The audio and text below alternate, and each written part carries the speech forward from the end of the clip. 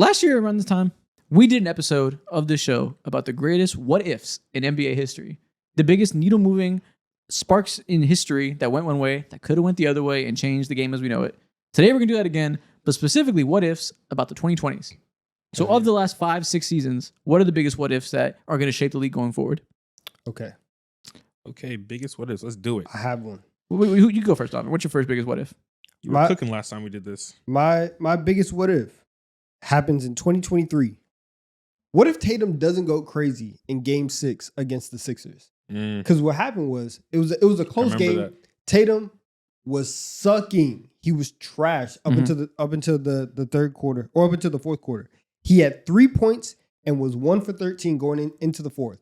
Then in the last 5 minutes, he hits 4 threes, and the Celtics win that game, and they force a Game 7, and then the Sixers collapse in Game 7. If the Sixers win that game and they close out the series, Joel Embiid gets to the conference finals for the first time. Do the Philadelphia 76ers, then take that and then go on the championship. I forget. Is that the first year they had James Harden? Or second year? Yes. That was with James Harden though, right? Yeah. And that was the year they would have played the Miami Heat? Yes. Good chance they beat the Heat. And that's on the other side of that too. And then do they go ahead and decide? Go ahead. They would have ended up playing the Nuggets, and we would have gotten an Embiid Jokic final. We would have got the MVP Big Bowl. That would have been good for history. I don't think it would have changed much because I think there's a good chance the Heat would have beat the Sixers. The Heat were really good that year. That was the year they were the 1 seed, right? In 23? I think that was, or was it 21? There was one of these years they were really good. No, my bad. Because that was the year that the Nuggets played a 6 seed in the finals. And it was like, boo, you didn't play any good teams. So never mind. The 8 seed. 8 seed, yeah, 8 seed. Yeah, so never mind. Yeah. Wrong year I'm thinking about. It was 21. So yeah, maybe the Sixers could have beat them. You never know. But also on the other side of that too, do the Boston Celtics at that point in time decide to split and break up That's the better Jaylen Brown and Tatum if they lose? I think that might happen because they do end up eventually getting over the hump, but that's after they go ahead and add Porzingis onto that team. Probably not because they were already having they still lost the next round when they shouldn't. They lost to an 8 seed, so they still went out sad, and they didn't. They had the wherewithal to keep it together, so they probably still do that even if it's a round earlier. Yeah, but that's the one where it's like it's so crazy. Like just 4 threes in 5 minutes. Like damn. Yeah, and that's the difference between somebody being one of the greatest chokers of all time for a superstar and Embiid versus normal career. Yeah, mind you, I was going through the game log. Joe Embiid was no show. Okay, I'll start with the Lakers one. What if the Lakers never trade for Russell Westbrook? What if that doesn't happen and doesn't slam shut their championship window with LeBron and AD? Because they ran it back in 2021 post-championship. Were once again the best team in the West, but Anthony Davis got hurt because of the short offseason, coming off the bubble. LeBron got hurt. Solomon Thomas, when I catch you. Or Solomon Hill. Solomon Thomas, not the defensive lineman. Solomon Hill did what he did. All that happened, so 2021 was a lost year when they were better after getting Dennis, getting Marc Gasol, having Drummond, having that better role player cast surrounding them, and then they over-fucking reacted and went out and got a superstar. What if they just run that same team back? I will say, I think if they run it back, eventually they're going to still make a trade regardless, but I think it opens up a pathway for them to go ahead and trade for someone like Kyrie back in 2023. That's another one I have. What if they got Kyrie in that time? Yeah. Because, when Kyrie went to the Mavs, the Lakers were in it trying to get him, bring him back. They couldn't get it done for basically they didn't have enough assets, and the Nets were like, fuck you, Lakers. Yeah. If they had more assets, maybe they can get over that. Yeah, and I think with not doing that rest, they obviously would have too, so I think that would have happened. And in 2021, that was the year that the Suns made the finals, so they beat the Lakers because they were injured. They come back the next year. That's when the Warriors made the finals. If you tell me that Lakers team is whole again and Anthony Davis doesn't get hurt, which he did get hurt again the next year, so I don't know if we've been back by the playoffs or not because he had a weird year for 2 years. If that team was whole come playoff time, you could have easily seen them back in the finals. Yeah, I have another one from 22 from that kind of specific timeline, which is like, what if the Suns don't choke in Game 7 and they win that finals? Not even win that finals, but like if they beat the Mavs in Game 7. Oh, you mean the next year? Oh, gotcha. Yeah, okay. They would end up playing, instead of the Western Conference Finals being the Warriors and the Mavs, and you have this like young star in Luka who they haven't been there before, and now you're able to just out execute, do all that stuff. Now you're playing the Suns, who they had the best records in the West that year. They were 2 of like the top 3 teams in the Western Conference, and you have so much. Wait, Micah Parsons is a Packer. No, you're lying. They traded him. What? No. you're fucking lying. What? All right, so y'all are going to get an emergency episode of House Call tomorrow, the day after we post an episode. That's coming out tomorrow. No. Micah Parsons is a Packer. We're going to record that right after this episode. Dude, Jerry Jones went on this. Sorry, let me just save it. Wow. We'll get to this after. We're going to record immediately, so you're going to see House Call episode tomorrow. Wow, bro. That's OC. Okay. Wow. Okay. All right, get back on rails. Wow. Yeah. Big recording day today. Get ready. You wanted to leave by 5? Not happening. Yeah, buddy. I got work. What if the Hawks never went ahead and traded for DeJounte Murray? Hey man, episode's over. I can't think. I can't think. We got to finish this. This is a good clip. This is crazy. I was saying, what if the Hawks never traded away or traded for DeJounte Murray? In my mind, that also means that they, of course, like retain their picks, and there's a wide open pathway to get someone like Kevin Durant. One of the biggest what ifs is the Hawks. Yeah, hell yeah, it is. Because we go from the 9 seed to the 6 seed. Like, because if we got Kevin Durant. if we hold ourselves back, literally the following year later, we would end up with KD. We would have all the assets. Hell yeah. You laughing, but I'm dead serious. Okay, on the topic of Kevin Durant, if the Hawks were in that because they're capable, that's a good one. So one of mine is we can mesh these together. Mine is, what if the Suns never traded for Kevin Durant? They had this great period when they had the young wings, Ayton, Booker, Chris Paul. They blew it up in a decision that I think we all thought made sense. Getting KD was good. Didn't work out. What happens if they just don't do that and they just run it? They keep Ayton, they keep Cam, they keep Mikal. Do we have more excellence? Are they in a better spot? And where does Kevin Durant go? Besides the Hawks. I mean, I don't know. It sounds like that's the prime destination. Sounds like he was just destined to be a Hawk. Hell yeah, he was. Oh man. Wait. I have no idea where he goes. So in that time, he was obviously he had preferences of where he wanted to go. Mm-hmm. He wanted to go to the Miami Heat or the Suns, were his main things. But the Celtics were also reportedly interested in a Jaylen Brown trade. I think that was debunked. Some people were saying they didn't actually offer Jaylen Brown, but the Celtics were interested. I remember that. And notably, the Raptors and the 76ers were interested.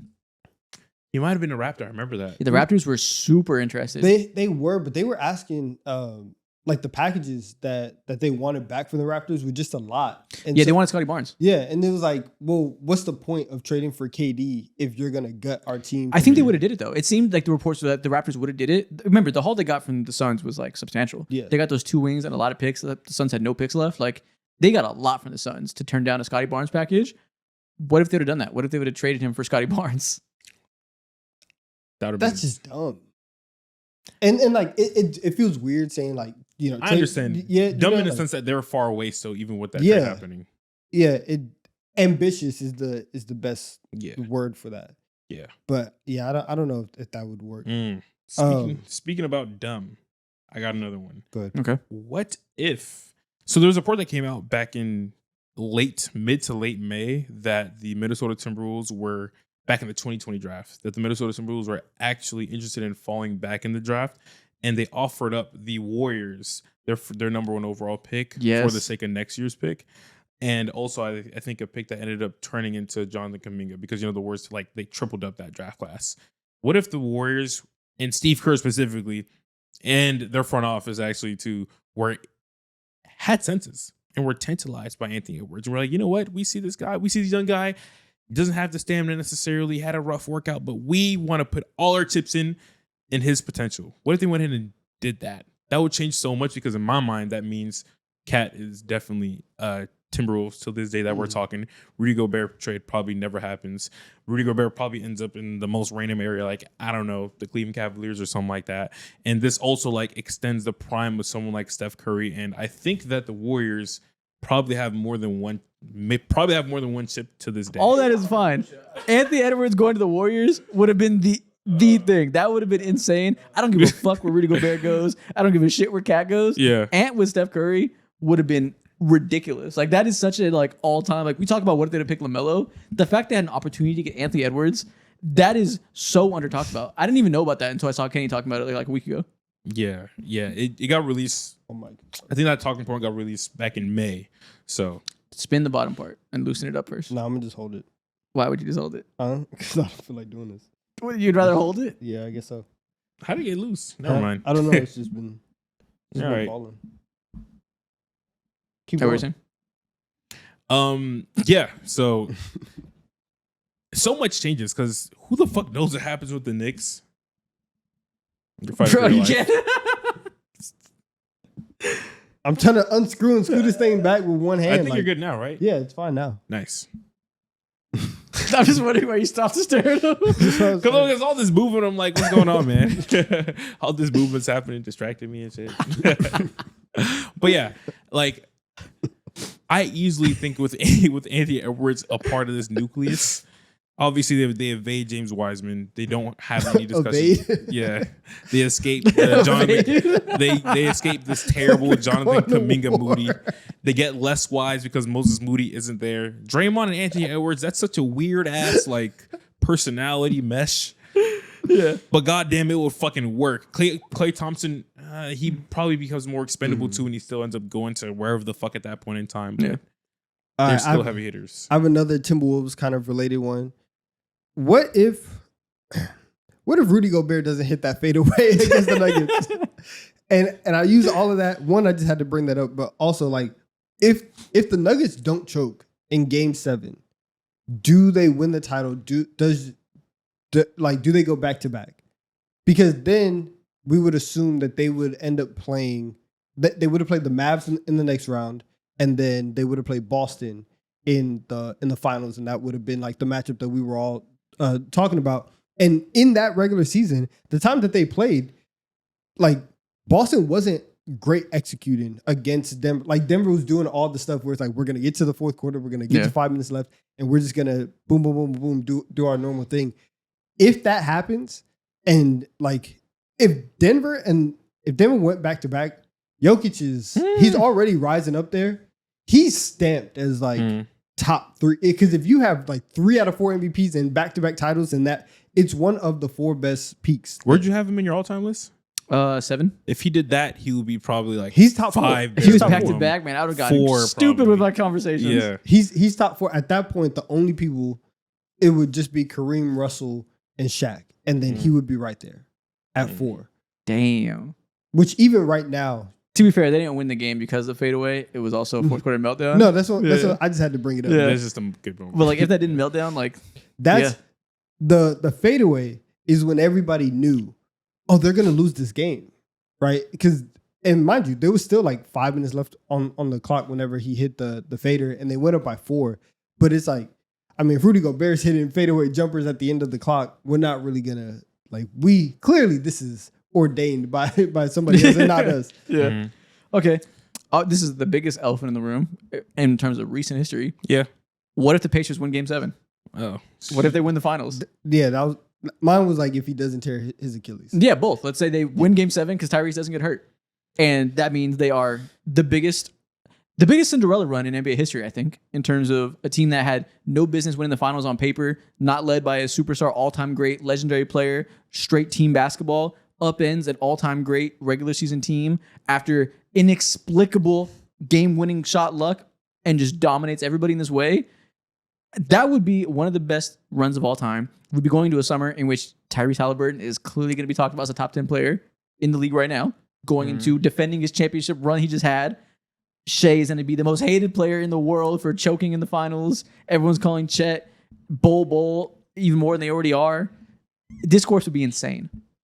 Man, the works that I would do with Pascal Siakam, man. Shit, you lucky. No, it would be crazy. Like Tyrese also, just because of like that 1 year, would instantly be thrust into certain all-time conversations. He'd be a Hall of Famer off that one run. He'd be a Hall of Famer instantly. But I'm talking about like when we do all-time point guards or whatever, he's instantly like top 30. He's instantly pushing top 20 if he has the ring and he has the clutchest playoff run that we've ever seen. And he's so young still. In the scenario we're saying if he doesn't tear his Achilles, he would have so many years in front of him of being this good for this long, just getting started. Like, it would be a legendary career.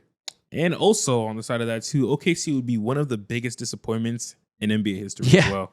That'd be on the short list of best teams to not win a championship in a given year. Most definitely. I don't think they do anything drastic with their roster still because, of course, like the season that they had was ridiculous and their superpowers were ridiculous too. But I don't know. They probably do something. They do something small. Their head coach, Definitely Sam Presti will be fucking cooked to oblivion because he had plenty of opportunities to make other niche trades during the NBA season, like Cam Johnson as well. Yeah. But he remained and stood pat. He would be fried. I think that's the type of thing they would do. They probably would have got a Cam Johnson or something this summer. Yeah. They probably would have made that happen and like sacrificed some long-term viability and gone in on next year and said, we will be able to shoot the basketball. We will not be ignored in corner threes this year. Yeah, I agree. One that I have that I will say, this is just a personal what if. It's not super like consequential because I don't think that the end result of the season would have changed.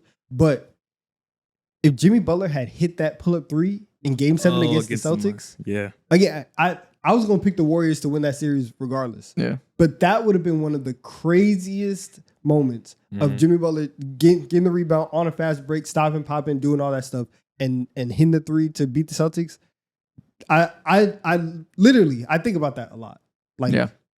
For real. I remember. Last one I have. What if the Heat get Dame instead of the Bucks? Dame wanted to go to the Heat. He demanded to go to the Heat. He said, trade me to the Heat. That's the only place I want to go. And the Trailblazers front office said, watch this, and send him somewhere else. Against his own wishes. And, because the Packers was better or whatever. But what if they got him and they had a nucleus? You said Packers. I said package. Yeah. He's so excited. I said package. Yeah. But like, what if they had a nucleus of Jimmy Butler, Bam, and Dame going into 2024? Nice calm 3 seed. No, that would have been a great team. Would that have competed with the Celtics? I don't know. They were all-time It's also great team. like super dependent on like what happens with the Celtics and the Milwaukee Bucks too, because like that also means Drew Holiday ends up. I don't know if he ends up being on the Celtics or even on the Bucks still as well. He's probably on the Bucks still or somewhere X team else. But that's I don't not know the Celtics. because he still was a disappointment to a degree. Sure. A part of their flaws, so they probably ship him out regardless. But if there's no Dame available, who would they ship him out for? Like there wasn't that many deals done with those type of players. But you're right. Maybe they would have done something else. Who knows? That's a huge question. Yeah, so maybe the 24 Celtics don't even become the dominant team they are. They don't. That unlocks a whole different universe. Maybe they still are elite because so do Porzingis the Knicks win the there, championship? Shut the fuck out of here. But like, what I'm hearing is, does that mean Luka wins the championship because he would have beat the Heat? Jimmy Butler? Yeah, I think All so. I'm hearing is Luka would have been on GOAT path if this goddamn trade didn't happen and if Dame got to go to the Miami Heat. Don't question it. That's what we're hearing. I don't know. No, don't question it. I don't know. I'm hearing questioning. You know what this is? What is it? He's turning Luka into If Man. All his favorites. You got to stone him, man. That's the last one I got. I think that might be all for me. The other ones that I have is obviously, what if KD's toe wasn't on the line? Oh yeah, for sure. We didn't even get to the 2021 Nets is the biggest what if by far. We talked about that in the biggest what ifs of all time episode. But even so much around that. Even that, what if Adam Silver had some sense and was like, let's not start the season in December and let's actually push it back and give people an actual offseason?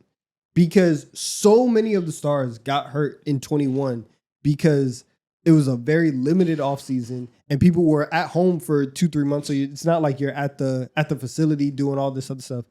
The season ended, like the Lakers won the championship in October and then the season started in December. That's just like impossible to recover from for a lot of people. Yeah. It ruined several years of Anthony Davis's prime. Yeah. Which in turn ruined several years of LeBron James's prime. This is cheating a little bit.